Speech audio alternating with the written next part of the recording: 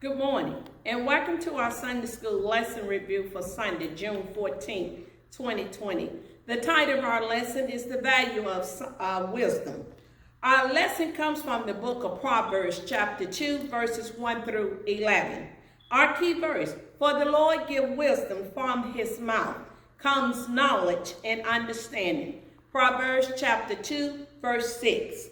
About our author in today's lesson, King Solomon was the king of Israel who built the temple in Jerusalem. He reigned from 970 to 930 BC. He succeeded his father David and his mother Bathsheba. He was known for the stories of wisdom in the Bible, but however, he's not the only contributor to the book of Proverbs. His wisdom was a gift from God. Today's lesson continued to appeal from the Father to the Son. This week, we focus and shift from inviting people to respond wise to God and God's people. We should value and cherish wisdom because it helps us to avoid a costly and regrettable decisions in life.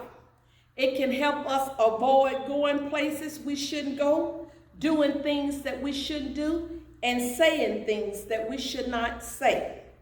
Then the question is, how can we not do things that we do? How can we say things that we shouldn't say? Well, the answer is in the Bible and God's words. But sometimes we know the wise things to do and not to do from God's word, but ignore wisdom and do what we should do and say things we shouldn't say. We then are made to suffer the painful consequences of our actions. We have to learn a lesson that is a hard way by experience. I have been told all my life that experience is a good school and is accredited in 50 states. But sometimes the tuition is very high. By tuition, it is meant that we have to learn the hard way, a way that is costly to us personally. The Bible can serve as a treasure map, which leads to one greatest treasure of all, that is the wisdom of God. The problem arises even when the Bible is our guide and a treasure map, but we decide to follow the worldly path instead. Wisdom starts with the desire to make God the center of our life, for he controls everything, including our destiny.